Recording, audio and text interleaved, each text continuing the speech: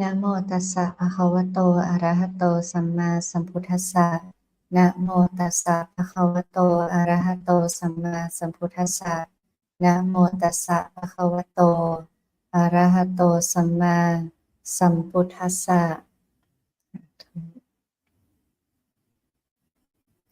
Hello everyone, welcome to Mahavana Dhamma Sanctuary that we have the Dhamma discussion bi-weekly.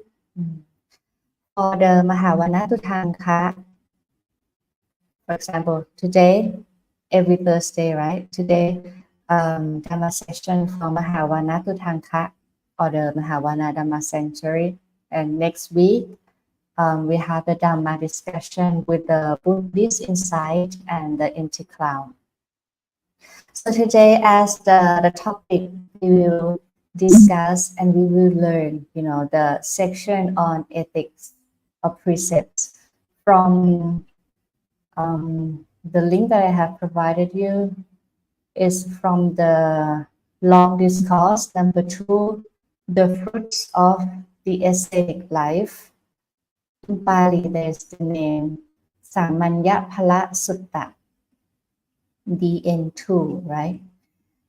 It's a very long discourse, but here we're going to talk in number 4.3.1 about ethics.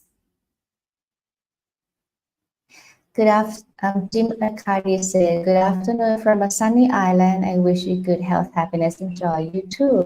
I wish you all the happiness and of course good health. Okay, today we're going to learn about the ethics, Normally when we talk about the ethics, we're going to talk about like the precepts, right? Like precepts for lay people, the 5 precepts, the 8 precepts that we call uposatha. Uposatha sila is sila, right? And I'm going to change. Okay, uposatha sila, right? But have you ever wondered like about the precepts or the ethics that the monastic, like the ordained people have to keep?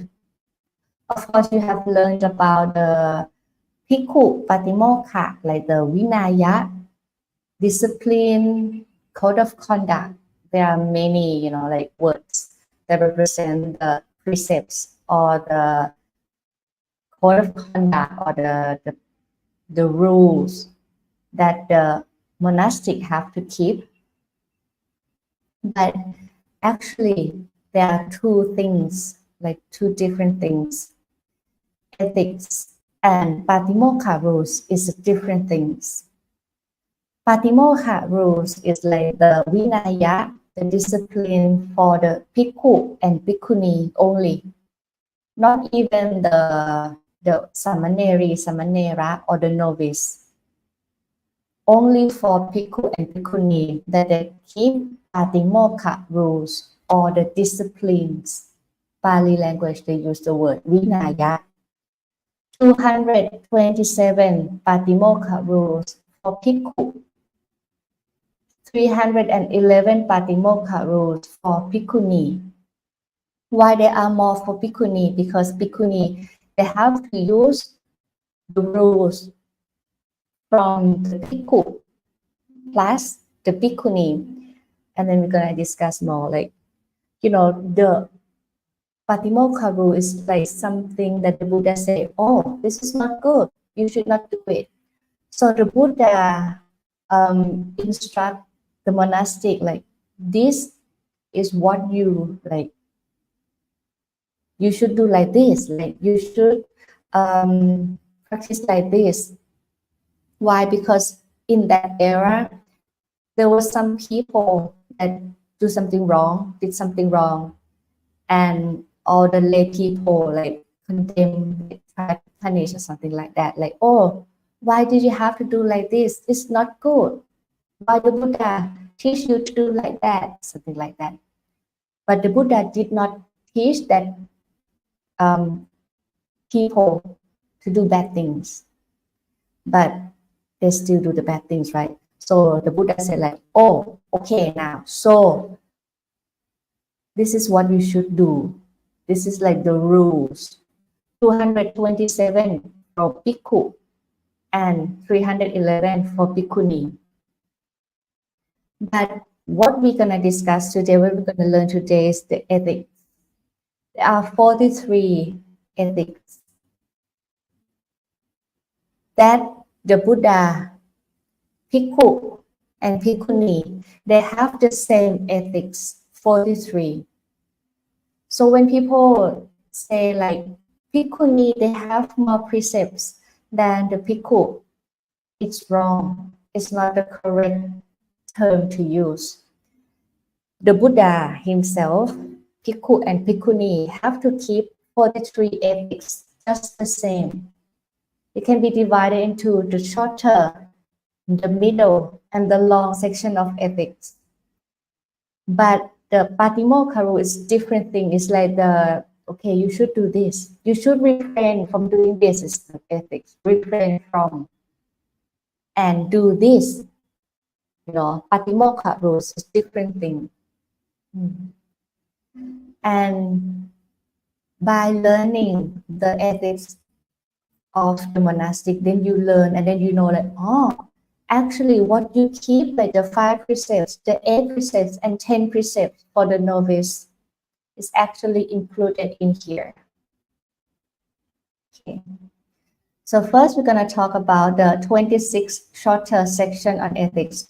You know, when people are going to talk about precepts, ethics, they have to come to this sutra. This called Sāmaññaphala Sutta. And also another one, Brahmachala, I'm not sure about the name, but this one that people are going to refer to when they talk about the precepts. First, we're going to discuss the 26 shorter section. There's a king. The king asked the Buddha, how is a man can accomplish in ethics? So if you keep this, if you refrain from these 43, then you are considered accomplished in ethics. The Buddha answered, it's when a man can give up killing living creatures, renouncing the rod and the sword, they are scrupulous and kind, living full of compassion for all living beings. The first one, give up killing living creatures. And also, be kind. Live your life full of compassion for all living beings. And this is like the italic, word is from the commentary.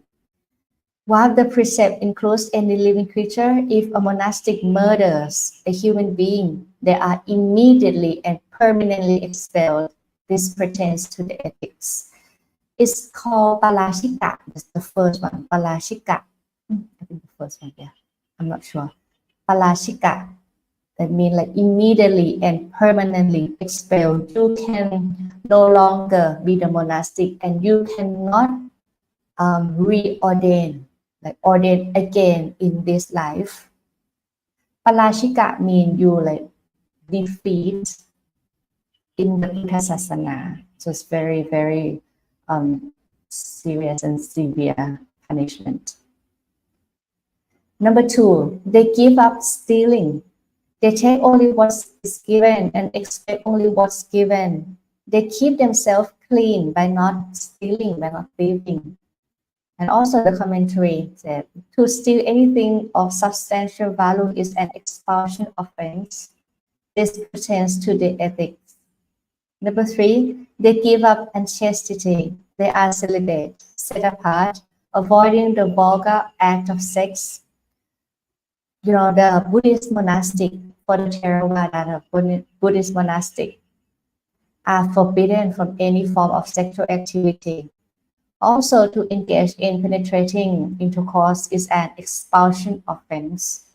This pertains to their ethics.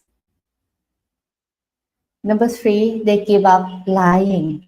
They speak the truth and stick to the truth. They're honest and trustworthy and don't trick with words. don't trick the world with their words. Not only about, speak the true words, speak the truth, but you have to be honest and don't trick the world with their words, because sometimes you say like, oh, I don't tell lies. For example, when someone come up to you and say like, um, did you see the thief like running past you by, like a moment ago? And you can guess that someone gonna ask you like this, but the thief is your friend. So in order to not tell false words, you move a bit, like move like 3 steps, and then you say, when I'm here, when I'm standing here, I don't see anything. You say like, oh, I speak the truth because I say when I'm standing here, because you move, right? When I'm standing here, I didn't see anyone running past me by. So it's actually considered the lying as well, because you trick someone to have like the false belief. So this is the fourth one. While any form of lying is forbidden, if a monastic falsely claims state of enlightenment or deep meditation, they are expelled. This is a very serious one as well. If you lie, if you tell like, oh, I get the shana state of mind, I have a deep meditation, which is like the falsely claim, then you are expelled. This pertains to the ethics. They give up divisive speech. They don't repeat in one place when they heard in another, so as to divide people against each other. Divisive speech. So you try to divide people against each other. Instead, they reconcile those who are divided, supporting unity, delighting in harmony, loving harmony, speaking words that promote harmony. This pertains to the ethics. They give up harsh speech. They speak in a way that's mellow, pleasing to the ear, lovely, going to the heart, polite, likable, and agreeable to the people. This pertains to the ethics. Now, when you listen to this, you may think of the Akusol Kamma Patha, Akusol Kamma Patha, or the English translation is the wholesome course of action. Wholesome course of action of Kusala Kamma Patha. No killing, no stealing, no sexual misconduct, no false speech, no divisive speech, no harsh speech, and no nonsense speech. 3 for the physical activity, 4 for verbal activity, and for the mental action is no greedy, no ill will, and then the right view. So altogether 10 we call wholesome course of action. This is what the lay people, or even the lay people have to practice. The basics, 5 precepts. More advanced, Uposatha Sila, 8 precepts. More than that is the course of action, the 10 courses of action, the wholesome course of action, which this one is include the 4 wholesome verbal activity, verbal action. See, they give up talking nonsense. Their words are timely, true, and meaningful, in line with the teaching and training. They say things at the right time, which are variable, reasonable, succinct, and beneficial. This pertains to the ethics. When we discuss about nonsense, talking nonsense, people think, oh, maybe gossip or maybe something like that. But this is like the explanation. The words are timely, true, meaningful. It has to be meaningful, in line with the teaching and training that the Buddha instructed, because the Buddha instructed something like safe and beneficial, right? When you say things, you should say things at the right time. The Buddha mentioned, cannot remember the name, but he said like, even though the word is useful, but the Buddha chose the right time to deliver. For example, when you want to warn people like, oh, this is not the good behavior, maybe you should, change the, or you can, make better. You can, maybe try something else, something like that. But you should not say in front of like the whole group of people, right? Maybe you can, okay, can you come here for a moment, and then, speak privately, something like that. So even though the words, you utter the words with loving kindness, with full of compassion, with, something useful, but you have to choose the right time to deliver the message as well. So when you say things at the right time, which are valuable, reasonable, succinct, and beneficial. Next, they refrain from injuring plants and seeds. This is like more than the precepts. It's not included in the precept for lay people. This is only for the monastic. Refrain from injuring plants and seeds. They eat in one part of the day, abstaining from eating at night and food at the wrong time. Why they translate at one part of the day? Because in that era, in the Buddha era, people, divide the day into two parts. The first part is like the morning to noon, and the second part is from noon to like the morning. It's just like the AM and PM, right? So eat in one part, meaning, okay, you can eat when the sun rises up until noon. But people try to argue like, okay, just one meal a day. It's not like that. One meal a day is tudhanka. Is like if you want to practice like more than usual, you can have one meal per day, one sitting, something like that. But when the monastic eat 2 meals a day, like in the United States, not in United States, many places in Thailand as well. Some places they, like a breakfast at 7 or 7:30, and then 11 a.m. another meal. They say like it's okay because in one part of the day, a.m., not to the p.m. part of the day. You know what I mean? So when people say like, oh, you eat 2 meals a day, you do the wrong, you don't follow the precept. It's not like that. Vikala Poshana, eat in the wrong time of the day. So refrain from eating like in the PM time. Some people say like, don't eat at night, but it's not like that. From, the PM, like after noon, you cannot have like the meal. Next, they avoid seeing shows of dancing, singing, and music. They refrain from beautifying and adorning themselves with garlands, fragrance, and makeup.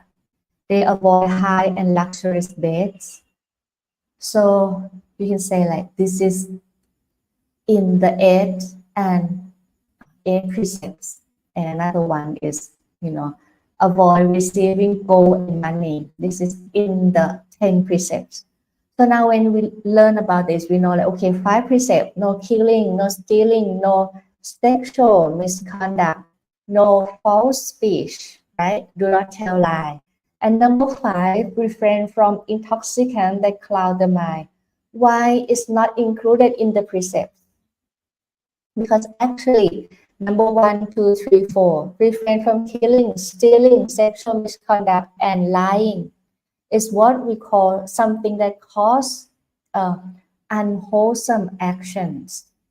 Unwholesome actions is like the basic thing.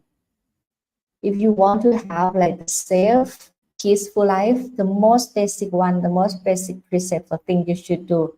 No killing, no stealing, no sexual misconduct, and no lying.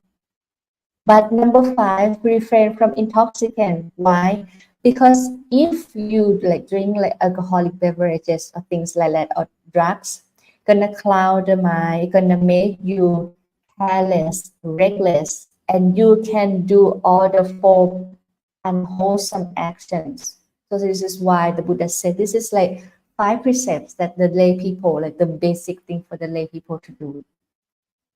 What about the 8 precept? Include refrain from eating after noon in the PM period of time. Refrain from seeing show of dancing, singing, and music. And if it's in the 8 precept, then include refrain from beautifying and adorning themselves. And number 8, refrain from high and luxurious bed. You know, like the number 1, 2, 3, 4, 5, 6, 7, and 8 is in the 8 precept. But what about the 10 precept? People always confused about the 10 precept. Actually, only one more precept added, which is refrain from receiving gold and money. But why 10? Because in the 8 precept, number 7 include, seeing shows of dancing and beautification include in number 7. And then, but in the 10 precept, they divide. Okay, this is number 7. Refrain from seeing, like performances, shows. Number 8, refrain from beautifying and adorning. Number 9, refrain from high and luxurious bed. And number 10, refrain from receiving gold and money. 10 precept is for the novice, Samanera, Samaneri. They avoid raw grains, receiving raw grains, raw meat, women and girls, male and female born servants, goats and sheep, chickens and pigs, elephants, cows, horses and mare, and fields and land. Then refrain from running errands and messages. For example, like this person, oh, can you please tell that person that I like, the daughter of that house, can you, when you go, you do the arms round, can you go and tell this message to that person? The Buddha said, no, refrain from running errands and messages. Refrain from buying and selling, fortifying weights, metal and measures, bribery, fraud, cheating, duplicity, mutilation, murder, abduction, banditry, plunder, and violence. This pertains to the ethics.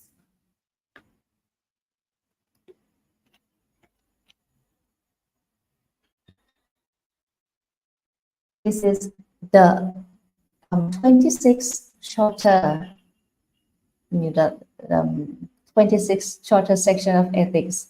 Next, we're going to discuss the 10 middle section on ethics. 10.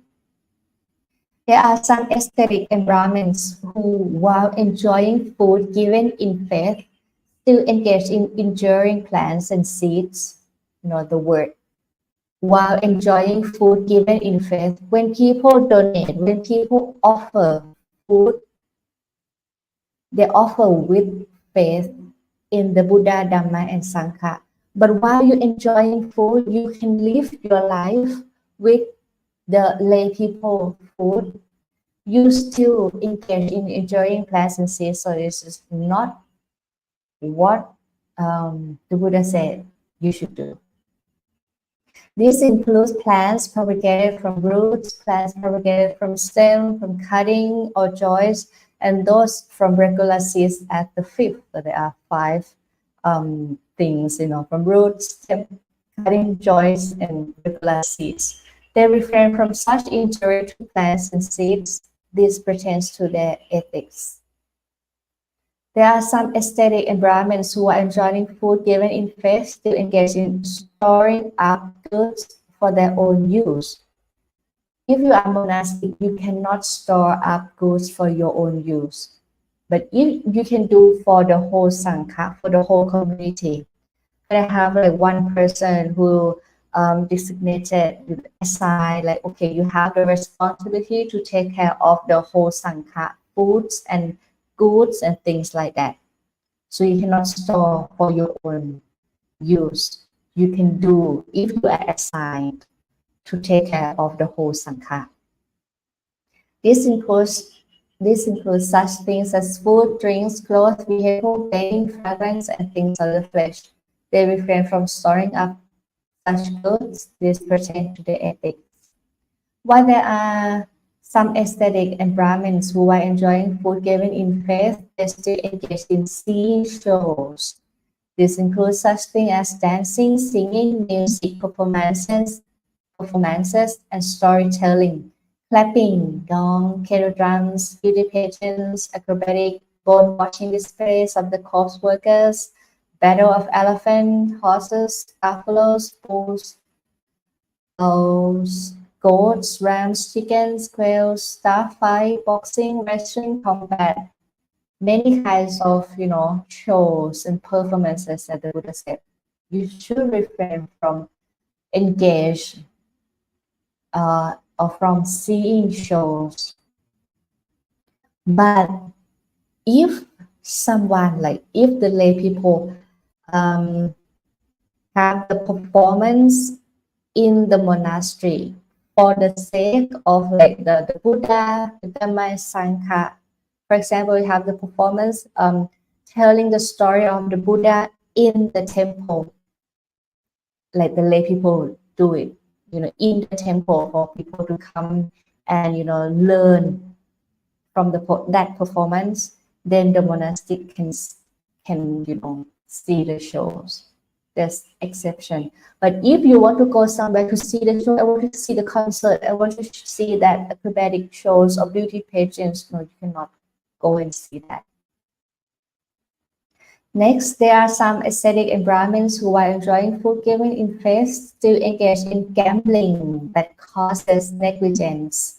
This includes such things as checkers with 8 or 10 rolls, something from the past, checkers in the air, spillikins, board games, tic-tac, drawing straw, dice, leaf flutes, somersaults, pinwheels, toy measure, toy cast, toy bowl, guessing word from syllable, guessing another thought, gambling like, oh, I can guess that one thought, something like that. And imitating musical instruments. They refrain from such gambling. This pertains to on the ethics. Next, there are some ascetics who still make use of high and luxurious bedding. This includes such things as sofa, couches, woolen cover. So it's not about bedding, but includes. So if you want to learn more of the ethics, this is where you should, go and learn Sāmaññaphala Sutta. Not only bed, but sofa, couches, woolen cover, shag-pile, colorful, white embroidered with flower, quilted, embroidered with animals, double or single fringe, and silk covers studded with gems, as well as silken sheets, woven carpets, rugs for elephant, horses, and chariots, antelope hide rugs, a spread of fine deer hide with a canopy above, and red cushion at both ends. They refrain from such bedding. Why? Maybe it's just like, oh, you are monastic. You say like renunciation life is what I want. So why you still keep? Why you still live your life as lay people, as the wealthy people, as the king at that time? If you want to be, find the life, follow the Buddha, then you have to live your life like normal life, simple and in solitude. So when you learn like this, you can see like what the Buddha say, like you should refrain from that because it's something that not beneficial for the practice, not beneficial for the holy life, because you still engage in worldly behavior, worldly possession, things like that. There are some ascetic and Brahmins who still engage in beautifying and adorning themselves with garlands, fragrance, and makeup. This includes such things as applying beauty products by anointing, massaging, bathing, rubbing, mirror, ointments, garland, fragrances, and makeup, face powder, foundation, bracelets, headband, fancy walking sticks, container, many things, refrain from such beautification and adornment. You should really reflect the non-beauty of this body. But if you still adorn yourself with many beautiful things, try to be, like you put on makeup, something like that. It's not useful for your practice. There are some aesthetic and Brahmin still engaged in low talk. So now you learn about low talk. What is low talk in the Buddha's perspective? It includes such topic as talk about kings. It's not beneficial for your practice, right? Why you don't want to talk about the kings, bandits, ministers, talk about armies, stress and wars. Talk about war. If you talk with the compassion, like how can I help? Or maybe when you stress about the war situation, this is what you should do. Maybe you should help like this. You should, like end the suffering within yourself, something like that. How you can, make peace or something like that. It's okay. But talk about wars, like I want to go to the war. I want to take side. This side is good. This side is bad. That is low talk. Or maybe talk about food, drink, clothes, and beds. Talk about gardens and fragrances. Talk about family, vehicle, villages, towns, city, countries, women, heroes, street talk, well talk. Many things, tales of land and sea. Talk about being reborn in this or that state of existence. They refrain from such low talk. So when we talk about about war, we have to, prior to this, the Buddha talk about like the divisive speech. If you try to make people divide into two groups, like okay, you're in that political group, but I think this one is better, or that country is bad, this country is better. It's like divisive speech. So it's not good. But if you mention about war, then you should talk to promote harmony, to promote unity, or how to help. Even though you cannot go and fight in the war, but you can help like mentally, spiritually, something like that. Next, there are some ascetic and Brahmins who still engage in arguments. They say such thing as, you don't understand this teaching and training. I understand. What you understand? What you understand this teaching? Nah, you're practicing wrong. I'm practicing right. I said a topic, you don't. You said last, what you should have said first. You said first, what you should have said last. What you've thought so much about has been disproved. Your doctrine is refuted. Go on, say your doctrine. Something like that. This is the arguments or the topic that will lead to arguments. It's not something that promotes the unity. So the Buddha said, refrain from such argumentative talk or your practice. There are some ascetic and Brahmins who still engage in running errands and messages. This includes running errands for rulers, kings, ministers, aristocrats, Brahmin householder, or prince who say, go here, go there, talk this, bring that from there. It's not your job. You are monastic. Renunciation, life. You don't work as a messenger. Because sometimes some people might do like, okay, I'm gonna deliver the message so I can get money. I can, get more offering from the lay people, but it's not your job. If you want to do that, maybe you should do when you are the lay people, something like that. There are some aesthetic environments who still engage in deceit, flattery, hinting, and belittling, and using material possession to chase after another or other material possessions. They refrain from such deceit and flattery. So that's the 10 middle section. Now, the 7 long section on ethics. There are some aesthetic environments who, while enjoying food given in faith, still earn a living by low lore, by long livelihood. So these seven long section on ethic is about wrong livelihood. For the lay people, you've learned like, okay, the wrong livelihood is when you earn money by, saying false speech or do the wrong body actions like killing, stealing, things like that, or you sell guns, or you like promote people to kill or something like that. So that's the wrong livelihood for the lay people. But for the monastic, the Buddha said, okay, this is the wrong livelihood. What is that?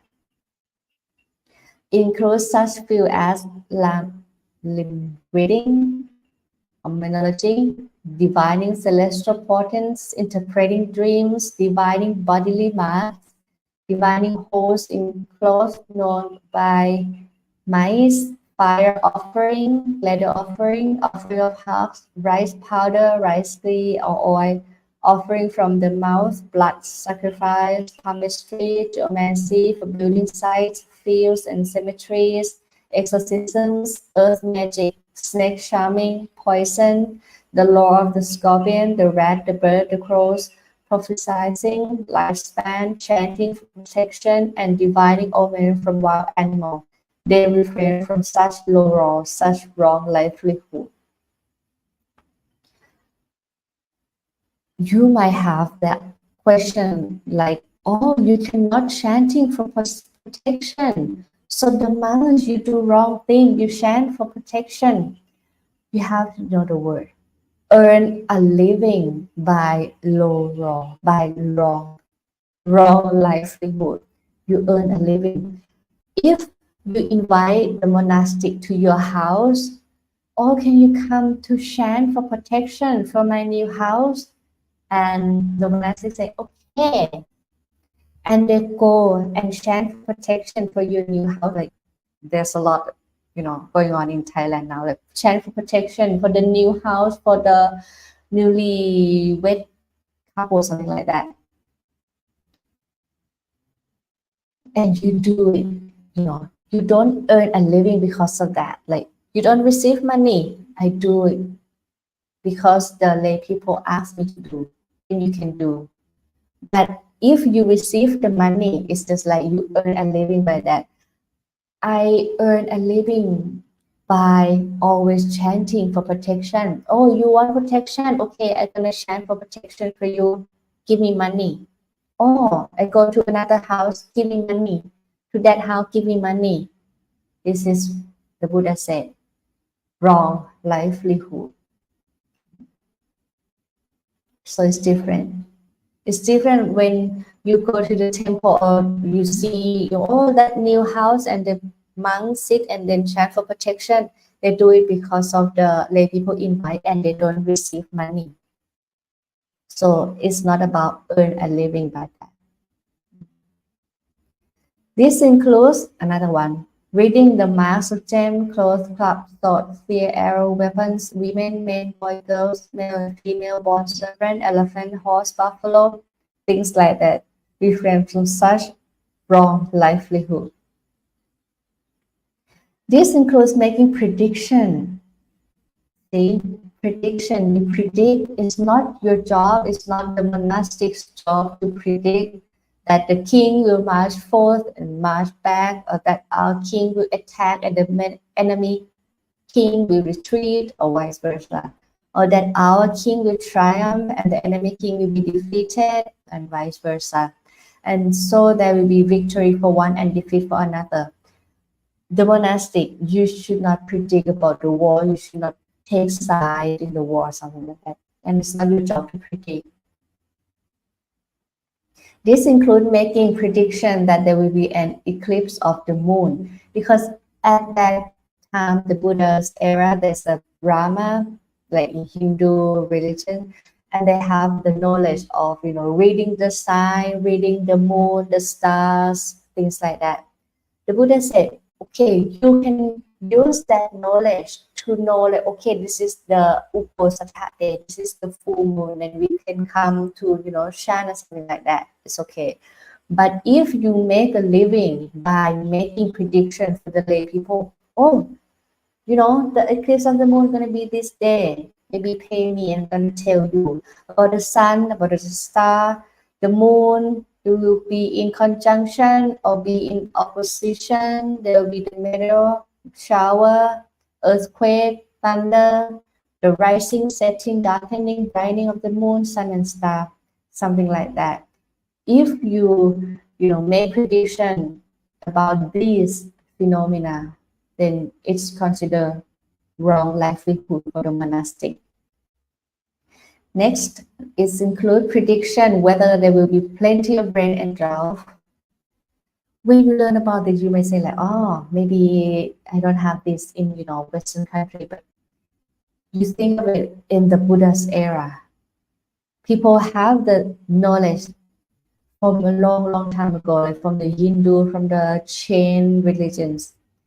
But if you come to the Buddha Sasana, to the Buddha's teaching, okay, you still can use your knowledge because you have the knowledge within yourself, right? You can know like, oh, I can see the star, the sign, things like that. But you don't earn a living by making prediction. Why? It's not beneficial for your practice. It's not beneficial for the lay people practice. We have to find a way out of suffering, not to be stuck in the, worldly material or the to create more suffering. But if you want to do like for the sake of, I want to passion, I want just, to suggest, but I don't earn a living, then you can, it's a good deed, like just suggest, but I don't earn a living. I don't receive money. It's not my occupation to make prediction. I ordain and I have to, practice and then self-restraint and then, do the duty of the monastic. Give a teaching, practice myself and then give a teaching and guide the lay people to the good destination after this life and eventually to the Nibbana. Okay. Prediction whether there will be plenty of rain or drought, plenty to eat or famine, abundant harvest or the bad harvest, security of hair, sickness or health. This includes occupation as arithmetic, accounting, calculating, poetry, and cosmology. This includes making arrangements for giving and taking in marriage. It's not your job to, like be involved in, giving and taking in marriage, for engagement and divorce, and for scattering rice, inwards and outwards at the wedding ceremony. It also includes casting spells for good or bad luck, treating impacted fetus, binding the tongue, locking the jaw, charm of the hands and ears, questioning a mirror, a girl or a god as oracle, worshipping the sun, worshipping the great one, breathing fire, invoking, the goddess of luck. They refrain from such wrong livelihood. Next, includes rites for propitiation, granting wishes for ghosts, for the earth, for rain, property settlement, for preparing and consecrating house size, rite for involving rinsing and bathing, oblation, something about the ritual ceremony, something about making prediction is what the Buddha said, wrong livelihood for monastic. Or even prescribe root medicine. You're not a doctor, you're a monastic. A mendicant thus accomplished in ethics see no danger in any quarter in regards to that ethical restraint. So this is to conclude that one who accomplished in ethics 43 ethics. The Buddha, the Bhikkhu, Bhikkhuni have the same 43. In Pali they use the word Chula, Sila, Machima, Sila, and Maha Sila, short, middle, and long ethics. This is what we should do. When we talk about the bhikkhu and bhikkhuni, it's not about the patimokkha rules. We have to keep this, okay, I have to learn about long livelihood. Okay, I have to keep like the 5 precepts as you, but more than that. The one who accomplished in the ethics see no danger in any quarter in regard to their ethical restraint. It's like a king who has defeated his enemies. He sees no danger from his foes in any quarter. In the same way, Americans thus accomplish in ethics see no danger in any quarter. When they have this entire spectrum of noble ethics, they experience a blameless happiness inside themselves. That's how a mendicant is accomplished in ethics. So why we have to keep the precepts? Why do we have to keep the ethics? So we can experience a blameless happiness inside. Blameless happiness. This is what we should discuss. Like, it's when people say, like, okay, why do you have to keep precept? To make myself safe, to make myself peaceful, because I don't afraid that people are gonna know my fault or not, that people are gonna, like come and drag me into the prison because I killed someone. You have the blameless happiness. That is the function of the precept. If you keep the precept, then you are normal. This is the sense of happiness and well-being that you have when you know you have done nothing wrong for which anyone might blame you. It's a psychological foundation for meditation. As I always mention, Sila, precepts or ethics, is the foundation for samadhi, concentration. If you do something wrong, you feel like you have to be blamed, you have to be punished, and you're also always afraid, like that person gonna know my, bad deeds or something like that. Then the mind is not in the normal state, right? For example, when you tell lies, you can experience from yourself. When you tell lies, you try to keep the story straight. You always like, oh, what did I say last time? Will they know about my bad deeds? Then they're gonna, know that I have like the commit adultery or something like that. You try to, like keep it from people, to know the truth, right? So the mind is not in a normal state. You always wonder, you're always thinking, you always, like burning inside. So when you keep the precept, it's like the foundation for the concentration. If you have the normal state, blameless happiness, because you know you have done nothing wrong. Okay, I used to do bad deeds, bad actions before I ordained. It's okay. Or before, I did that. Everyone made bad actions in their life. But if you know, like, okay, I did, I'm sorry. I'm responsible for my own actions. But it's in the past. I forgive myself. Even though you don't forgive me, that's fine. I ask for your forgiveness, but you don't forgive me, that's fine. But I forgive myself. I know I did something wrong, but it's in the past. Now I try to be a better person and I move on. And you admit to yourself, you try to make amends to other people that you do the wrong thing, right? And you forgive yourself and you move on, and then you have the normal state. Okay, now I'm gonna keep the 5 precepts, the 8 precepts, normal state. When the mind is normal, peaceful, have the blameless happiness, then you can reach the concentration. So this is the function of the sila precept, samadhi, concentration. Why do you have to, try to meditate, to have the one pointedness of mind? Why? Because you need to focus, to see things as they really are, to see it rise and fall, to see that everything is changing all the time. You cannot stay still for a long time. And it's not myself because I cannot control. There are many factors in my life, in this life. Everything is, depends on, many factors, many environment, things like contributing one situation or to one person to act accordingly, something like that.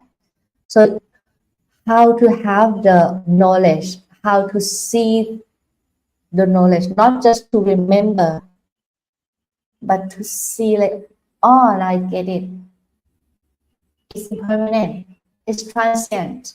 How you have to have the one pointedness of mind. You have to have the focus to see. So this is the function. Sila precept is the foundation for samadhi concentration. Samadhi concentration is the foundation for the wisdom wisdom arise, and then you see things as they really are. That's it. Why I brought up this topic, because I would like, I'm not sure that you have ever wondered about this, ethics of the monastic or not, but in Thailand, people always say like, oh, you have, for the bhikkhuni, you have 111 precepts. For the bhikkhu, they have 227 precepts. It's not like that. Bhikkhu, bhikkhuni have the same number of precepts, which are 43. Only 43. The Buddha, the bhikkhu, bhikkhuni have the same 43 precepts. But for bhikkhu, they have the patimokkha rules, disciplines, vinaya, 227. For bhikkhuni, 311. That's it. And I just want you to know that, this is one called the wrong livelihood for the monastic. Actually, the 5 precepts, the 8 precepts, like wholesome actions, a wholesome course of action is all in here, in this sutra. If you want to learn about the precept, you have to come to this DN2, the long discourse, Sāmaññaphala Sutta. So it's just to introduce you to this sutra. That's it. Okay. I hope you learn something useful. Maybe not like the 100% useful for you, because it's the ethics of the monastic, but you can learn like 5 precepts, 8 precepts, 10 precepts from the novice. What's the difference between the lay people, the novice, and the monastic? Any question? If there's no question, then it's gonna be the end of this Dhamma session for today. And we'll see you again in 15 days. Okay, you can suggest, you can give suggestion like what you want to know in the teaching and training of the Buddha. Okay, and then you can write in the comment section, both in Facebook and YouTube, and then see you again next time. For today, before we part, and say Sadhu 3 times. Sadhu means good. It's good, something like that. It's good. Sadhu, sadhu, sadhu, anumodami. Sadhu. May the power of the Triple Gem protect you all. And may you have good health. May you live with peaceful life, be well, and be safe by the power of the Triple Gem, the Buddha, Dhamma, and Sangha. And may we all reach the supreme happiness, the ultimate destination of everyone, Nirvana, Nibbana.